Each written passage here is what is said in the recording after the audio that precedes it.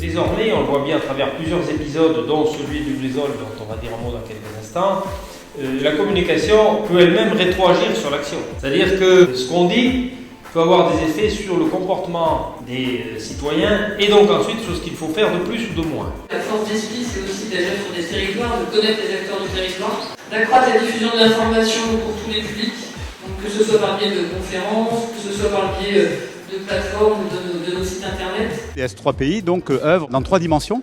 La première dimension, c'est l'amélioration de la connaissance du risque industriel et de ses conséquences. Après cette connaissance, c'est toute la partie information, communication, comment améliorer la juste perception du public par rapport donc à la connaissance identifiée. Et troisième axe, l'innovation, au-delà des textes réglementaires qui les fondent et qui légitiment leur action, ils ont une possibilité d'explorer des voies qui sont ouvertes, pas ouvertes, entrouvertes, sombres, pour effectivement créer, innover et alimenter éventuellement l'évolution de la réglementation nationale. Les premiers enseignements de Lubrizol, c'est qu'effectivement, on se rend compte qu'on a un besoin très marqué de connaître à l'instant T, de manière précise, la nature des produits qui sont présents sur un site dangereux. C'est vraiment l'événement marquant. Et le corollaire, c'est que, y compris en pleine nuit, il faut qu'effectivement on soit capable d'avoir cette information-là et d'être en mesure, côté industriel, côté exploitant, de mobiliser tous les moyens, toutes les équipes qu'il faut pour pouvoir gérer l'événement. Les 4 principales actions, très brièvement, que nous souhaitons mener. La première, c'est l'école de la résilience. Il y a une très forte effervescence scientifique, mais qui rayonne très peu vers le citoyen. Et donc on souhaite développer des cycles de conférences, des programmes annuels, ça pourra être des visites de terrain. Également le développement d'un site internet avec des interfaces pédagogiques. Sur le fond, infantilisation contre responsabilisation.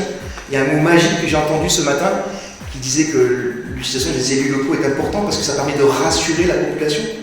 Moi je ne veux pas être rassuré, je veux être informé. S'il faut m'inquiéter, inquiétez-moi. L'Europe demande à tous les pays membres pour 2022 que l'État puisse prévenir toutes les personnes résidant sur son territoire via son smartphone d'un risque majeur. Enfin, on va passer de l'ère de la sirène à quelque chose qui va faire vibrer vos téléphones à distance.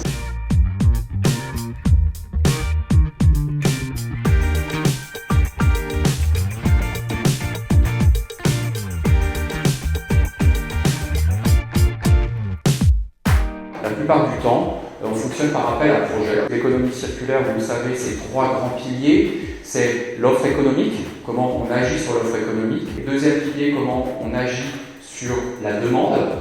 Troisième pilier, c'est quand le produit est là, qu'il est en fin de vie, comment on le démantèle, comment on le recycle et comment on le valorise. J'ai l'immense joie de vous présenter la toile industrielle. C'est un outil qu'on utilise depuis plus de 10 ans dans la région Flandre-Dunkerque. On va partir de l'usine Toyota. Bon, imaginons que vous arriviez dans votre bureau et puis vous ouvrez le journal et vous voyez que Toyota va augmenter fortement sa production en mettant en place une nouvelle unité ou en lançant un nouveau modèle.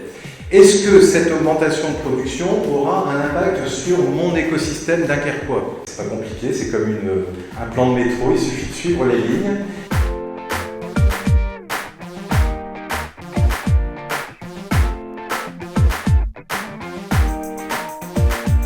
Il existe une politique dédiée à la santé et environnement, politique nationale, qui est prévue par le Code de la santé publique, qui prévoit que l'État, tous les 5 ans, élabore un plan national santé-environnement. L'objectif, il est assez précis pour une étude de zone, c'est d'évaluer l'impact cumulé des émissions de l'ensemble des activités, actuelles et passées, et proposer, si nécessaire, des mesures de suivi et ou de gestion. Les acteurs qui se trouvent autour du SPIPACA ont décidé de se réunir pour monter le projet Réponse. Donc pour, d'une part, répondre aux attentes des populations avec des solutions concrètes en termes de qualité de l'air. Le COPIL a défini 3 objectifs pour répondre aux habitants. d'une part, instaurer un dialogue constructif entre les habitants et les acteurs du territoire, informer notamment sur les actions qui étaient déjà mises en place mais qui étaient peut-être méconnues, et également mettre en place de nouvelles actions si nécessaire pour réduire la pollution de l'air. Les S3PI ils interviennent vraiment sur toutes les thématiques du développement durable et le risque industriel, qu'on est vraiment multicasquette, qu'on n'est pas juste là pour faire la prévention des risques. La richesse des interventions finalement et la diversité, je suis sûr que ça va apporter à vos skis respectifs finalement plein de réflexions pour